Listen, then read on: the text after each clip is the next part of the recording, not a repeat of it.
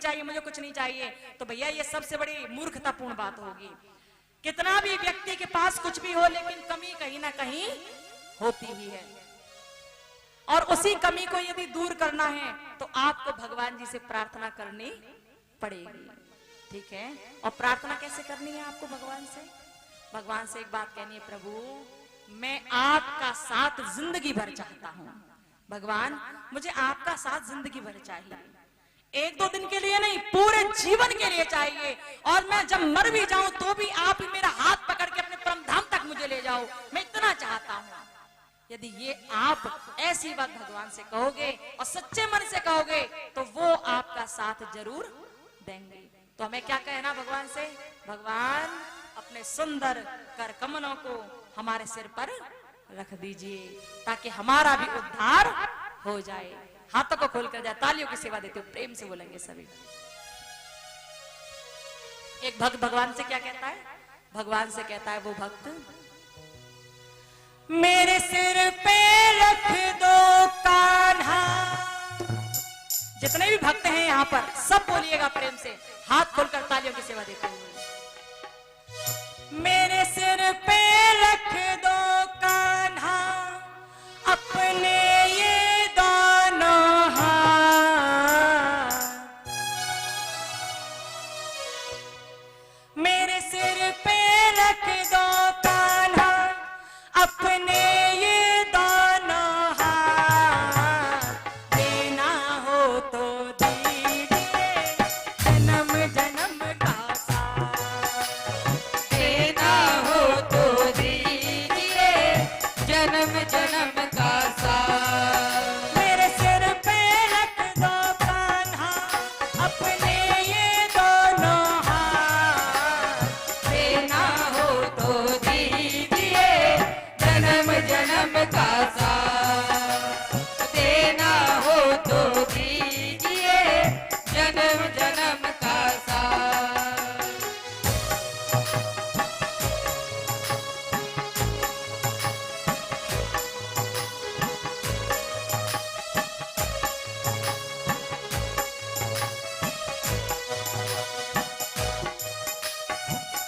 जो भी भक्त चाहते हैं कि भगवान अपने सुंदर हाथों को, कर कमलों को हमारे सिर पर रखें, तो सब प्रेम से बोलते रहें, जय जय श्री राधे राधे। ताली बजाते रहना है सबको।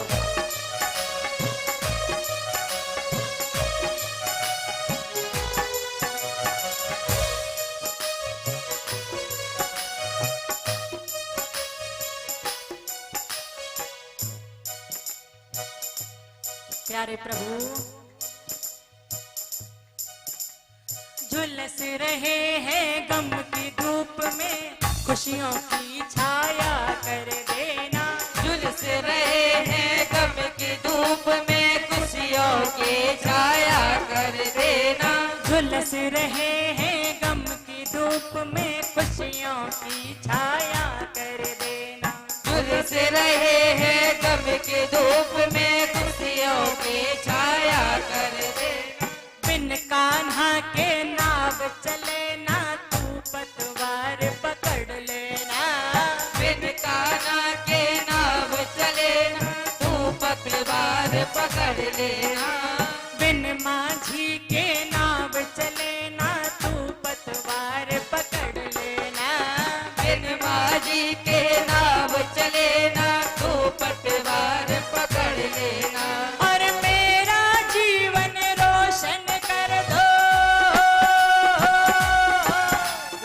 मेरा जीवन रोशन कर दे छाई अंधेरी रात, देना हो तो दीजिए जन्म जन्म का साथ, देना हो तो दीजिए जन्म जन्म का साथ, देना हो तो दीजिए जन्म जन्म का साथ, वो देना हो तो दीजिए जन्म जन्म का साथ। हरि बोल।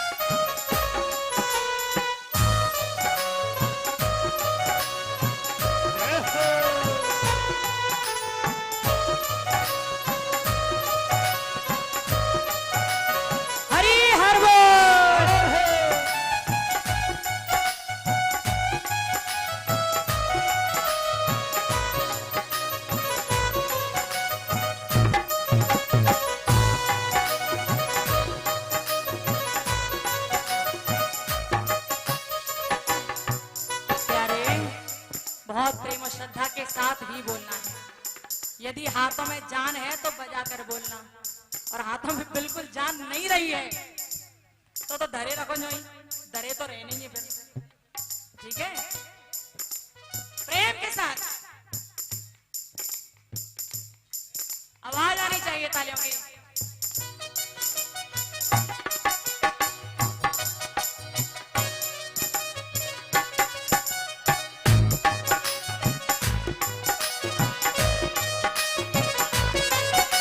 सोते हुए नहीं, जगते हुए बजाना है।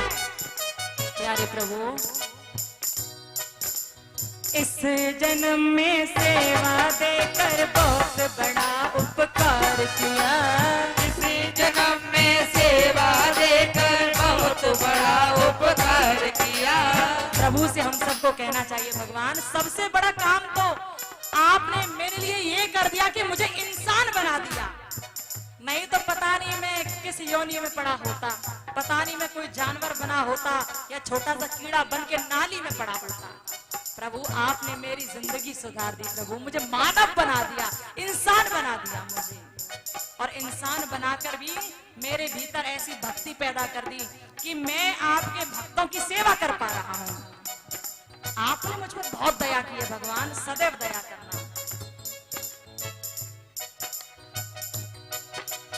इस जन्म में सेवा देकर बहुत बड़ा उपकार किया।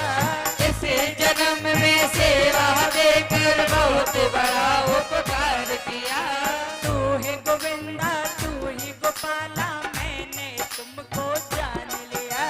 तू ही गोविंदा, तू ही गोपाला, मैंने तुझको जान लिया।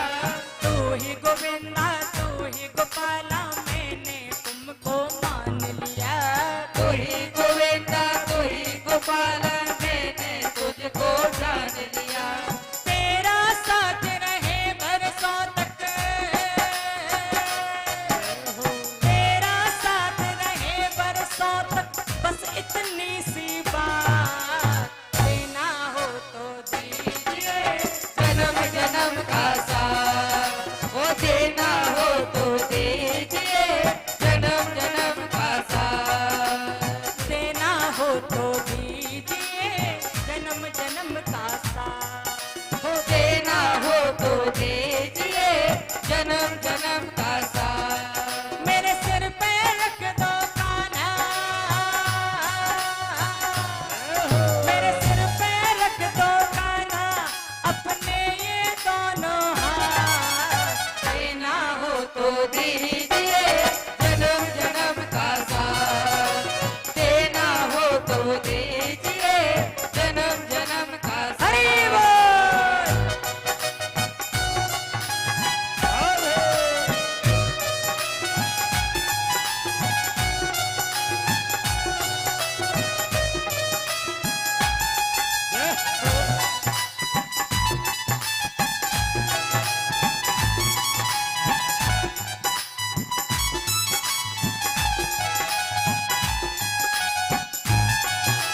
तालियों की सेवा का धनी हो, बोले बाबा हरिलाल की।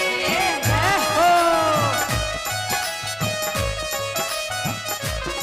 ये हाथ यही रखने के लिए नहीं आए हैं। काम कर लो इनसे, इनसे काम कर लो, बजा लो प्रेम से।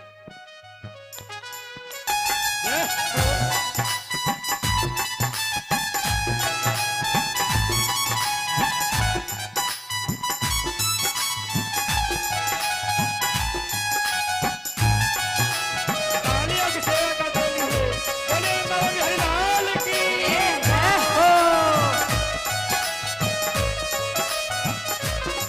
ये हाथ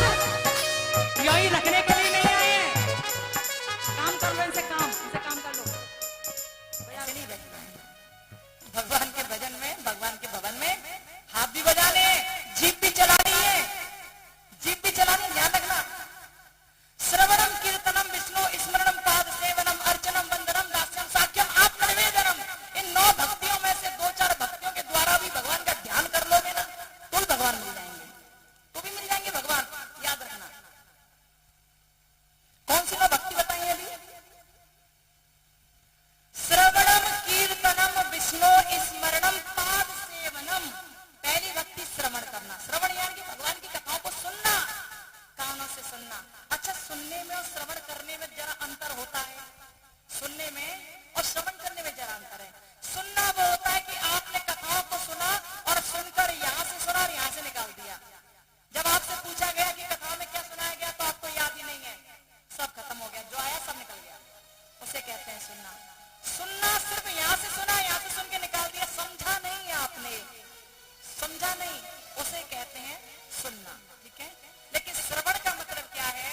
श्रवण का मतलब यह है कि आपने कथाओं को सुना और सुनकर समझा और समझकर आपने इस कान के द्वारा उसे अपने हृदय में उतार लिया, हृदय तक ले गए और हृदय में ले जाकर आपने उन बातों को जाना और उनका अनुसरण किया, उसे कहते हैं श्रवण करना। सुनना तो केवल सुनना होता है, समझना भी नहीं, केवल सुना निकाल दिया। लेकिन श्रवण का मतलब यही है कि आपने कथा को सुना, समझा और हृदय में धारण कर लिया और उसके अनुरूप काम किया। तो पहली भक्ति यही है, श्रवणम, फिर कीर्तनम।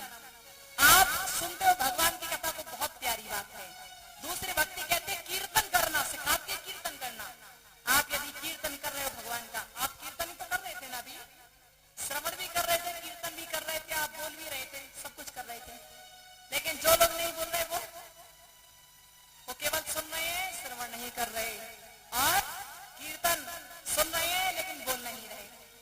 हालांकि आप सब में अधिकाधिक लोग सभी बोल रहे थे और तालियों की सेवा दे रहे थे। ये भक्ति है प्यारे। यदि इनके द्वारा भगवान का ध्यान करते हैं, नौ नहीं तो 2-4 भक्तियों के द्वारा भगवान का ध्यान कर लेते हैं, तो भी भगवान की भक्ति में मिल जाती है, प्राप्ति हो जाती है, उनकी सुंदर अच्छी बातों की, उनके सुंदर रूप की प्राप्ति हो जाती है।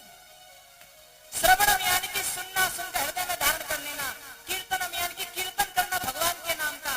श्रवणम कीर्तनम विष्णु स्मरणम पाद सेवनम, स्मरण करना भगवान का।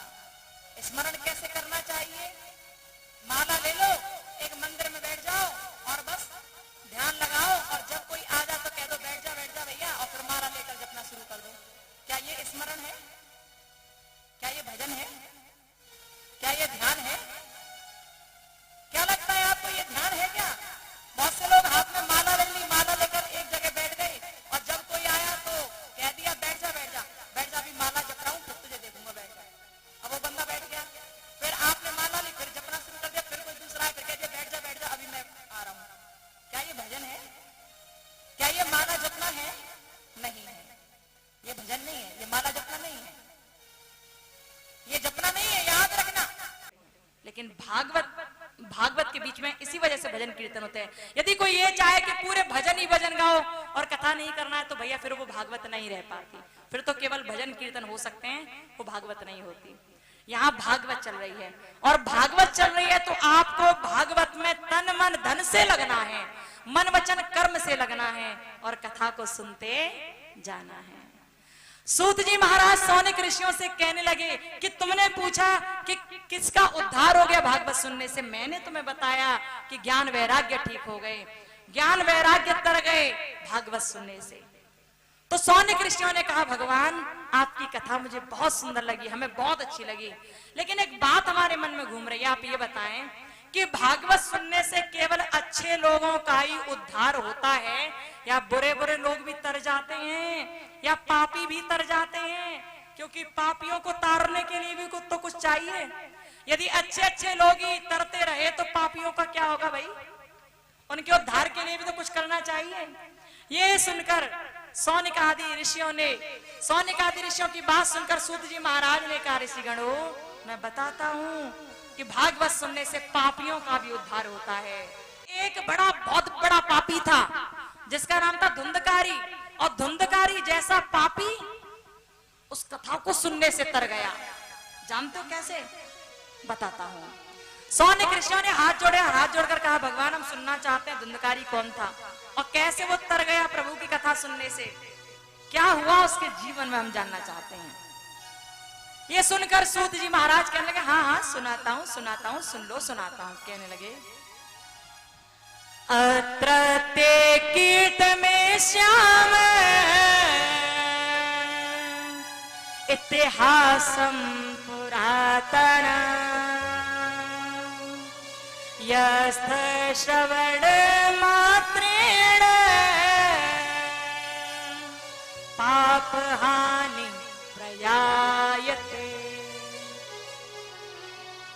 श्री कृष्ण गोविंद हरे मुरारे, हे नाथ नारायण वासुदेवा, जिव्वे पिबस्वामृत मेतदेव, गोविंद दामोदर माधवेत। सूत जी ने कहा एक बार की बात थी जब तुंगभद्रा नदी के तट पर आत्मदेव नाम का एक ब्राह्मण रहता था। आत्मदेव बहुत प्रकांड विद्वानी था, बहुत अच्छा ब्राह्मण था, लेकिन उसकी पत्नी जो थी ना अच्छी नहीं थी, बुरे कर्म करने वाली थी। उसकी पत्नी का नाम था धुंधली। धुंधली कौन है? जो रोज रोज लड़ाई करती है, जो झगड़ा करती है, पड़ोसियों से भी मार पीट करके कुटाई कर देती है एक दूसरे की। जो रोज लड़ाई झगड़ा करती है ना, और रोज चुगली करती है, घर घर जाकर इसकी उससे बढ़ा दी, उसकी उससे बढ़ा दी। आज के टाइम में भी आपको कोई ऐसी नजर आए कि इसकी बात उससे कह रही है, उसकी बात उससे कह रही है, बढ़ा रही लड़ा रही है, समझ लेना वो धुंधली है, समझ लेना वही धुंधली है, कि वो धुंध चाहती है, लड़ाई झगड़ा चाहती है। धुंधली वही जो सुबह सुबह उठकर नहाती नहीं है, 8-10 रोटी ली और खा ली, और खाने के बाद दुनिया में घूम ली, पहले फिर आई 4 बजे शाम को नहाई, वो है धुंधली। धुंधली वही है जब अपने पति के साथ तो रहती है, लेकिन पति की आज्ञा कभी नहीं मानती, कभी नहीं मानती, उसका पति कहते कभी नहीं सुनती। धुंधली वही है जो पति के घर से लोग आ जाएं तो उनके लिए रोटी भी नहीं बनाती, और अपनी मायके से अपनी माँ आ जाए या अपने बहन आ जाए तो बड़े बड़े पूरी पकवान बना के तैयार कर देती है, वही है धुंधली। अरे माताओं, माता पिता तो एक से होते, परिवार तो परिवार होता है, चाहे आपका हो या आपके पति का हो। जितना प्रेम आप अपने परिवार से करते हो उतना अपने पति के परिवार से भी करना चाहिए। लेकिन धुंधलियां ऐसा नहीं करती हैं, उन्हें केवल अपना चाहिए, केवल अपना। ऐसी होती है धुंधली जो लड़ाई चाहती है, किसी का भला नहीं चाहती, किसी के पास ज्यादा चीज बढ़ जाए तो चिढ़ जाती हैं। आत्मदेव अच्छे विद्वान ब्राह्मण हैं, लेकिन धुंधली अच्छी नहीं है। उन्हीं के यहाँ पर संतान हुई, पुत्र हुआ, जिसका नाम धुंधकारी रखा गया। धुंधकारी हुआ कैसे? कि आत्मदेव ने जब देखा कि बहुत साल बीत गए लेकिन मेरे कोई संतान नहीं है, तो आत्मदेव ने सोचा कि मेरी पत्नी भी बढ़िया नहीं है, मेरे कोई बालक भी नहीं है, तो ऐसा जिंदा रहने से क्या फायदा, चलो घर छोड़ के जंगल में चलते हैं। आत्मदेव जंगल में पहुंच गए, और जब जंगल में चले गए तो मरने का निश्चय कर लिया। लकड़ी तैयार करनी, जलने के लिए तैयार हो गए। तभी अचानक से प्यास लगी उन्हें। जब प्यास लगी तो तालाब में से पानी पीने लगे। इतने में ही देखा कि दूसरे किनारे पर कुछ संत खड़े हैं। आत्मदेव ने सोचा हो सकता है ये संत मेरी बात समझ जाएं, मेरी बात को सुनकर मेरा कुछ उपकार कर दें। आत्मदेव संतों के पास गए, निवेदन करके कहने लगे, प्रभु मैं यहाँ पर मरने के लिए आया हूँ। संतों ने कहा तुझ पे क्या भावई आ गई जो मरने आ गया तू, क्या हुआ? आत्मदेव ने कहा मेरे कोई पुत्र नहीं है, और मेरे पुत्र नहीं है तो मेरा जिंदा रह के क्या होगा, मैं मरना चाहता हूं, मुझे मरना है। और संतों ने कहा कि हम संत महात्मा हैं, और संत महात्मा के सामने यदि कोई निर्दोष व्यक्ति अपने प्राणों का त्याग कर दे तो संतों के लिए बड़े दुर्भाग्य की बात होती है। ये हम तुम्हें मरने नहीं दे सकते आत्मदेव, क्या बात है बताओ। आत्मदेव रोकर चरणों में गिर गया और बोला, भगवान या तो मुझे पुत्र प्राप्त करा दो, नहीं करा सकते तो मर जाने दो। संतों ने बहुत समझाया लेकिन आत्मदेव नहीं माना। बोला कि बिना पुत्र के एक पिता कभी स्वर्ग में नहीं जा सकता, इसलिए मुझे पुत्र चाहिए। जब बार बार समझाया, संतों ने बार बार कहा कि सब कर्मों के वशीभूत होकर होता है, जैसा कर्म तुम करते हो वैसा फल तुम्हें भोगना पड़ता है, कोई और भोगने नहीं आता।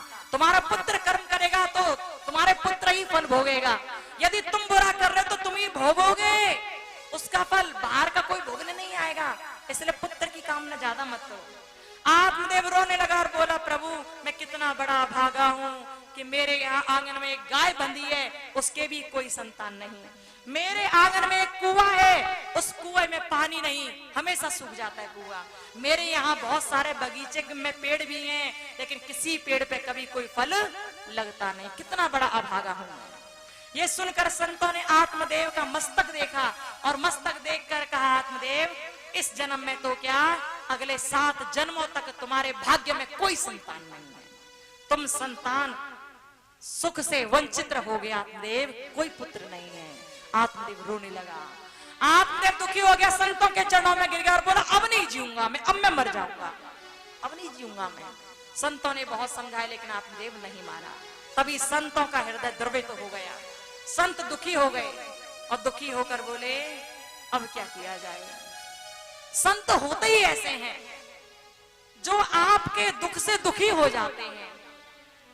बाबा तुलसीदास मानस में दर्शन कराते हैं और एक बात लिखते हैं, संत हृदय नवनीत समाना, संत हृदय नवनीत समाना, संत हृदय नवनीत समाना, संत हृदय नवनीत समाना, कहे का बहन पर कहे न जाना, श्री राम जय राम जय जय राम, श्री राम जय राम जय जय राम। श्री राम जय राम जय जय संतों ने कहा राम। मान जा, क्योंकि सब कर्मों के वशीभूत होकर होता है, कर्म ही तो प्रधान है। कहने लगे कर्म प्रधान विश्वर चिराखा, कर्म प्रधान विश्वर चिरागा, जो जस करे सुतस फल चाखा, श्री राम जय राम जय जय राम, कोई न काऊ करे सुख दुख दाता, कोई न काऊ कर सुख दुख दाता, निज कृत कर्म भोगे सब भ्राता, श्री राम जय राम जय जय राम, श्री राम जय राम जय जय राम, श्री राम जय राम जय जय राम। संत सदैव सही बात बोलते हैं। संतों ने कहा आत्मदेव मान जाओ, ऐसे मत मरो, तुम जो कर्म करोगे तुम्हें भोगना पड़ेगा। यदि तुम कर्म करो और पुत्र तुम्हारा फल, अपना फल तुम्हें दे दे, या तुम्हारे कर्मों का फल पुत्र ले ले, ये संभव नहीं है, मान जाओ। लेकिन आत्मदेव नहीं माना, और जब आत्मदेव नहीं माना तो क्या हुआ, आत्मदेव ने बार बार कहा प्रभु मेरे पुत्र दिलवा दो। ये सुनकर संत महाराज द्रवित हो गए, दुखी हो गए, और दुखी होकर एक फल देने लगे आत्मदेव को। संत चाहे ना तो सब कुछ कर सकते हैं, संत चाहे तो भगवान की इच्छा को भी बदल सकते हैं, क्योंकि भगवान संतों से बड़ा प्रेम करते हैं। संत वचन पत्थर की लीखा, मोर वचन पड़ जाए फीका। भगवान खुद कहते हैं कि संतों का वचन पत्थर की लकीर होता, चाहे मेरा वचन फीका हो जाए, लेकिन मैं संतों की बात को फीकी पड़ने नहीं देता। ऐसे होते हैं संत। अब ये जरूरी नहीं कि संत होने के लिए कोई स्पेशल चोला ही धारण करना हो आपको तभी आप संत बन जाओ, कि आप सन्यासी जैसे कपड़े पहन लो तभी आप संत बन जाओ, ऐसा नहीं है। संत आप अपने मन के घोड़ों को बांध कर बन सकते हो, संत आप परोपकार करके बन सकते हो। और संत की संतता यदि कपड़ों से पता चल जाती तो दुनिया कपड़े रंग के संत बन जाते। संत बनने के लिए प्यारे बहुत काम करने पड़ते हैं, तब कोई संत बनता है। संत कौन, जो दुनिया के लिए सोचे, दुनिया के दुख से दुखी हो जाए। संत की संतता कपड़ों से नहीं, उसके आचरण से होती है। संत की संतता उसकी पहचान उसके वस्त्रों से नहीं, उसके व्यवहार से होती है। यदि कोई साधु का रूप धरकर भी दुनिया का भला नहीं चाह रहा, केवल अपना घर अपना पेट भरने में लगा हुआ है, तो वो वास्तव में संत नहीं है। संत वो जिसका आचरण शुद्ध हो, संत वो जिसका व्यवहार पवित्र हो, संत वो जो दुनिया के भले की बात कहे, संत वो जो भगवान की भक्ति के लिए तत्पर रहे। वो संत महाराज की जय हो। यहाँ भी बहुत बहुत विद्वानी संत हैं। ऐसे ही संतों की आवश्यकता है जो आचरण में सुंदर रहें, आचरण से शालीन रहें, आचरण से प्रभु के भक्त रहें। ऐसे संतों की ही आवश्यकता है। बोले संत महाराज की जय हो। वो संत जो आए थे उन्होंने एक फल दे दिया आत्मदेव को, लो ले जाओ, अपनी पत्नी को खिला देना, आपकी पत्नी गर्भवती हो जाएगी, उसके पुत्र होगा, जाओ ले जाओ। पर याद रहे कि फल खाने के बाद नियम बहुत करने पड़ेंगे। सुबह सुबह उठकर ब्रह्म मुहूर्त में नहाना होगा, पूजा पाठ भी करनी होगी, और हो सके तो व्रत भी रहे। एक समय शाम के समय ही भोजन करे केवल, और चुगली नहीं करनी किसी की भी, बड़ों के चरणों को छूना है, ये नियम करना पड़ेगा, तब संतान होगी, उसके बता देना उसे। आत्मदेव ने बात सुनी, फल ले गए धुंधली के पास, धुंधली को ले जाकर दे दिया और कह दिया इसे खा लो, संतान हो जाएगी। सारे नियम बता दिए कि इन नियमों का पालन कर लेना। अब धुंधली सोचने लगी, अरे भैया मुझे तो सुबह सुबह उठकर बिना मुंह धोए 8 रोटी खाने की आदत है। सुबह सुबह उठकर मैं तो रोटियां खाती हूँ, पहले मुंह भी नहीं धोती है, बस नाश्ता कर लिया भरपेट, उसके बाद दुनिया में घूम ली, तब जाके शाम को 3-4 बजे नहाती हूँ मैं। पूजा पाठ से मेरा दूर दूर तक कोई नाता रिश्ता नहीं है, मैं कैसे ये नियम अपना पाऊंगी। यही सोचने लगी, फिर विचार आया कि मैंने फल खा लिया तो ठीक नहीं पड़ेगा। अरे कौन खाए फल, कौन इतनी भावई झेले, मुझे नहीं खाना। उसकी बहन आ गई, उसकी बहन ने कहा फल नहीं खाना, मत खाओ, ऐसा करो कि इस फल को आंगन में गाय खड़ी है उसे खिला दो, मेरे संतान होगी मैं तुम्हें दे दूंगी, वैसे ही मैंने गर्भ धारण कर लिया है, मैं तुम्हें दे दूंगी। धुंधली ने फल लिया, आंगन में खड़ी हुई गाय को खिला दिया। समय आगे बढ़ा, और जब समय आगे बढ़ा तो धुंधली की जो बहन थी ना, उसने एक पुत्र को जन्म दिया।